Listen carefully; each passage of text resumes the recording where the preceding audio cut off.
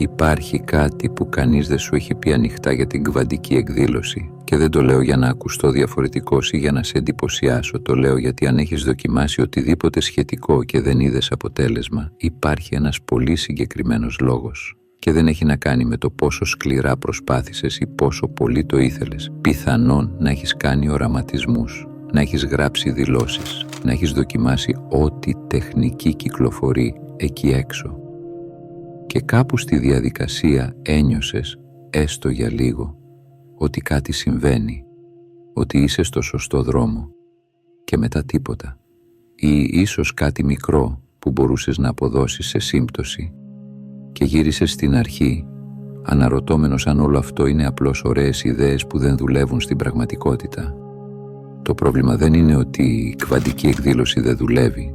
Το πρόβλημα είναι ότι αυτό που σου έχουν πει ότι είναι κβαντική εκδήλωση δεν είναι. Είναι μια απλοποιημένη, ωρεοποιημένη εκδοχή που κόβει το πιο σημαντικό κομμάτι, και χωρίς αυτό το κομμάτι οτιδήποτε κάνεις είναι σαν να προσπαθείς να πάρεις ανάσα χωρίς οξυγόνο. Μπορεί να φαίνεται σωστό, μπορεί να ακούγεται σωστό, αλλά δεν πάει πουθενά. Και αυτό που θα πούμε σήμερα δεν είναι άλλη μια τεχνική. Δεν θα σου δώσω άλλο ένα σύστημα να δοκιμάσεις. Είναι κάτι πιο θεμελιώδες. Είναι να καταλάβεις πώς δουλεύει πραγματικά όλο αυτό, ώστε οτιδήποτε κάνεις μετά να έχει νόημα. Γεια σου, είμαι ο Κοσμικός Αφηγητής και σε καλωσορίζω στο Κοσμικό Φως. Πλέον υπάρχει η δυνατότητα να στηρίξεις αυτό το κανάλι μέσα από μία μικρή συνδρομή. Αυτή τη στιγμή είναι διαθέσιμο το πρώτο επίπεδο, το επίπεδο του κοσμοναύτη, στη συμβολική τιμή του 1 € και 50 λεπτών.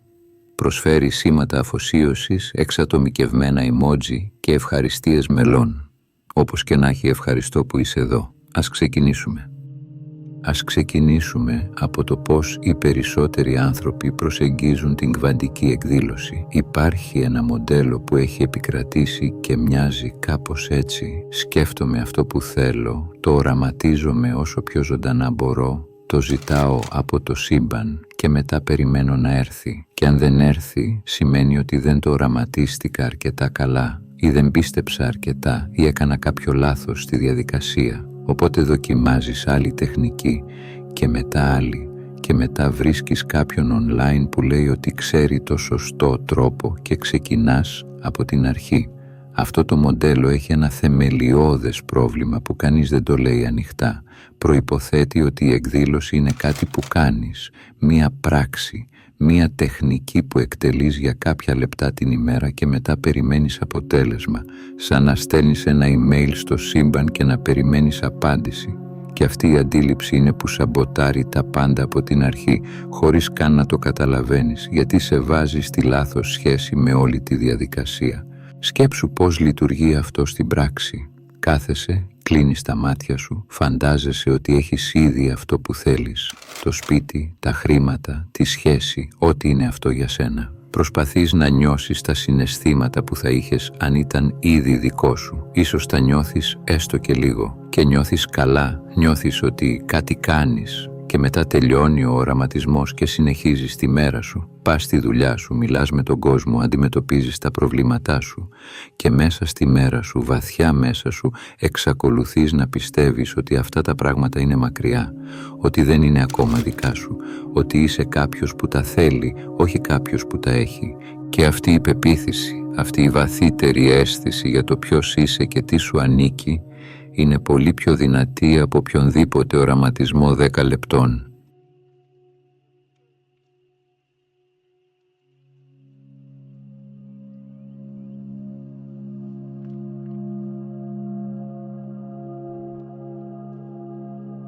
Και εδώ είναι κάτι που αξίζει να σταθείς. Αν κάθε μέρα κάνεις 10 λεπτά οραματισμό και 23 ώρες και 50 λεπτά νιώθεις ότι αυτό που θέλεις δεν είναι δικό σου, ποιο από τα δύο νομίζεις ότι εκπέμπεις πραγματικά? Ποιο είναι το σήμα που στέλνεις συνεχώς? Γιατί το κβαντικό πεδίο δεν ανταποκρίνεται στη μισή ώρα που αφιερώνεις συνειδητά. Ανταποκρίνεται στη συνολική κατάστασή σου, στο πώς αισθάνεσαι για τον εαυτό σου, στο τι πιστεύεις ότι είναι δυνατό, στο τι θεωρείς φυσιολογικό για τη ζωή σου. Οπότε αν η εκδήλωση δεν είναι τεχνική, τι είναι? Και εδώ είναι το κομμάτι που αλλάζει τον τρόπο που το βλέπεις όλο αυτό. Η κβαντική εκδήλωση δεν είναι κάτι που κάνεις για λίγα λεπτά την ημέρα. Είναι κατάσταση, είναι ο τρόπος που υπάρχεις μέσα στην ημέρα σου. Και η διαφορά ανάμεσα σε αυτούς που βλέπουν αποτελέσματα και σε αυτούς που δεν βλέπουν δεν είναι η τεχνική που χρησιμοποιούν, είναι αυτή η κατάσταση. Υπάρχει μια φράση που την έχεις ακούσει σίγουρα: εκδηλώνεις αυτό που είσαι, όχι αυτό που θέλεις. Και πιθανόν την έχεις διαβάσει, να έχεις πει ναι, έχει νόημα, και να έχεις συνεχίσει να κάνεις οραματισμούς. Γιατί ακούγεται ωραία, αλλά δεν λέει τίποτα συγκεκριμένο. Τι σημαίνει να είσαι κάτι? Πώς το κάνεις αυτό? Ας το κάνουμε πιο συγκεκριμένο. Όταν λέμε ότι εκδηλώνεις αυτό που είσαι, εννοούμε ότι το κβαντικό πεδίο ανταποκρίνεται στη συχνότητα που εκπέμπεις. Και αυτή η συχνότητα δεν καθορίζεται από τις σκέψεις σου, αλλά από τα συναισθήματά σου, από το πώς αισθάνεσαι για τον εαυτό σου στη βάση. Όχι τη στιγμή που οραματίζεσαι, αλλά τη στιγμή που κάτι πάει λάθος στη μέρα σου. Τη στιγμή που βλέπεις κάποιον άλλον να έχει αυτό που θέλεις. Τη στιγμή που κοιτάς τον τραπεζικό σου λογαριασμό ή τη σχέση σου ή τη δουλειά σου.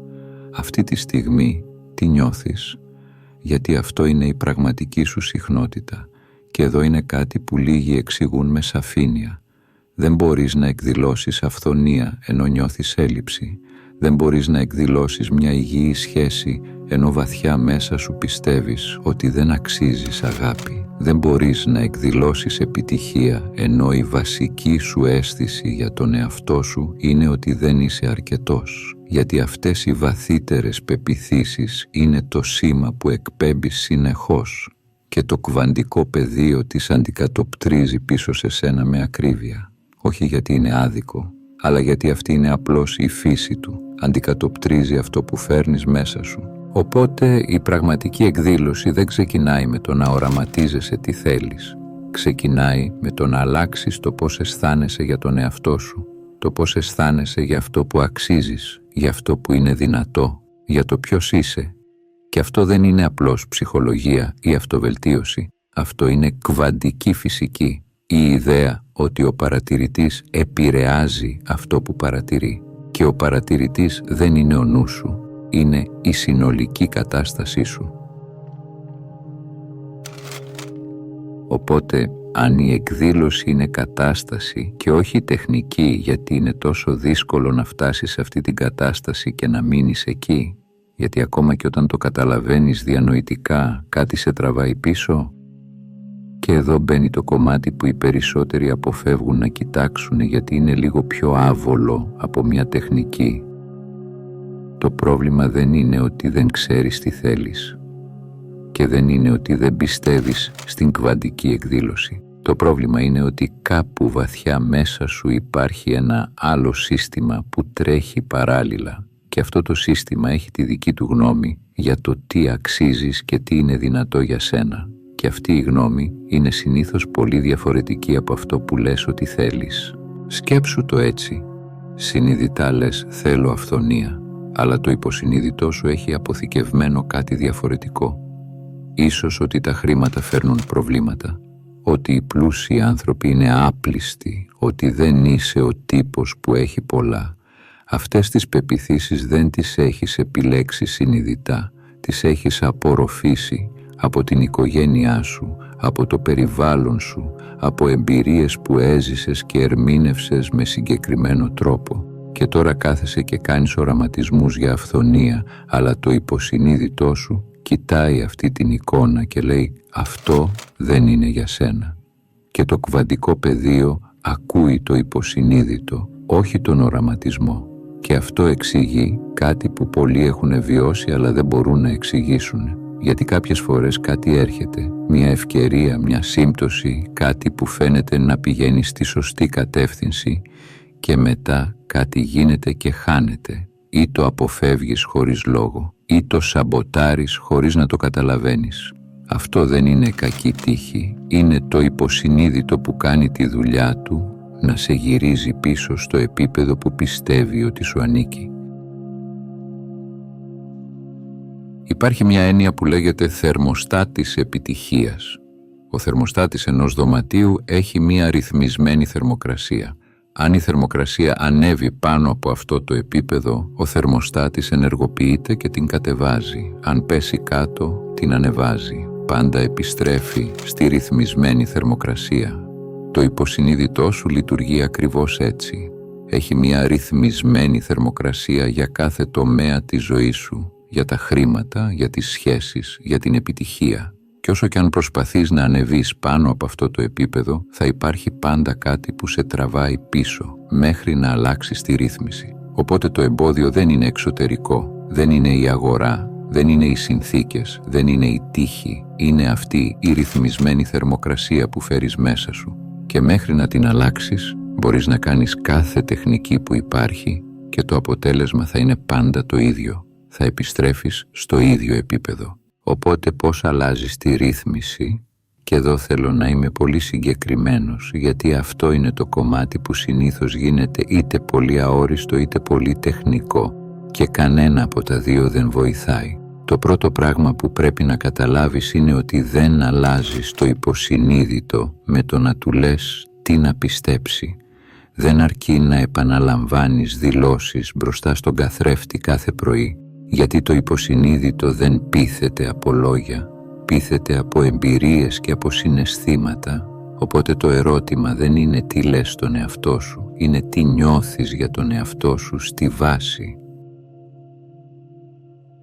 Και εδώ είναι το πρακτικό κομμάτι. Η αλλαγή της κατάστασης αρχίζει με κάτι που λέγεται αναγνώριση, όχι με την ψυχολογική έννοια, αλλά με μια πολύ απλή έννοια. Αρχίζεις να προσέχεις πότε το υποσυνείδητό σου μπαίνει στο παιχνίδι, πότε νιώθεις αυτή τη συστολή, αυτή την αίσθηση ότι κάτι δεν είναι για σένα, ότι είναι πολύ μακριά, ότι δεν αξίζεις.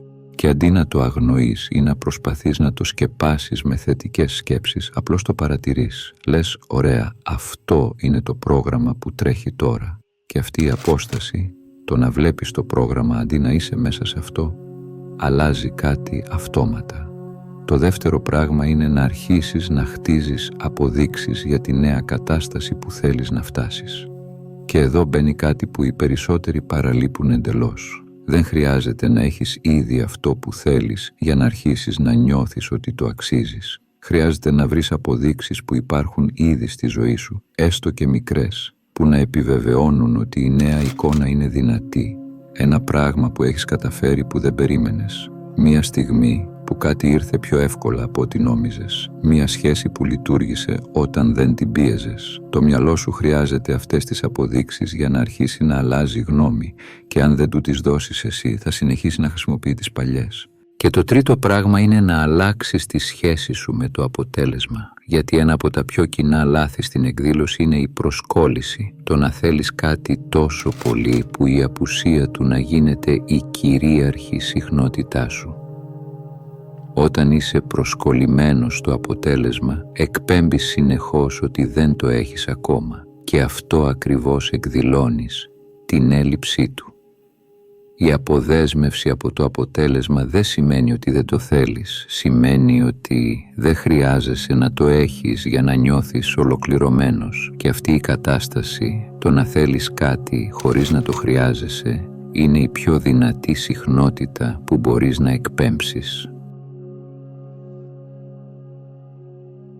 Θέλω να σου πω κάτι πριν κλείσω που ίσως είναι το πιο σημαντικό πράγμα από όλο αυτό το βίντεο. Αν κάτι από όσα είπαμε σήμερα σου μίλησε, αν κάπου μέσα σου κάτι έκανε κλικ, αυτό δεν είναι τυχαίο. Το γεγονός ότι αναγνωρίζεις αυτά τα πράγματα σημαίνει ότι κάποιο μέρος σου ήδη ξέρει ότι είναι αλήθεια. Και αυτό το μέρος είναι πιο αξιόπιστο από κάθε παλιό πρόγραμμα που τρέχει στο παρασκήνιο. Η κβαντική εκδήλωση δεν είναι μαγεία, δεν είναι κάποιο μυστικό που ξέρουν μόνο λίγοι. Είναι απλώς η κατανόηση ότι αυτό που φέρνεις μέσα σου καθορίζει αυτό που βλέπεις έξω σου και ότι αν αλλάξεις αυτό που φέρνεις, αν αλλάξεις τη βαθύτερη αίσθηση για το ποιος είσαι και τι σου ανήκει, ο κόσμος γύρω σου αρχίζει να ανταποκρίνεται διαφορετικά, όχι επειδή έγινε κάποιο θαύμα, αλλά επειδή εσύ άλλαξες.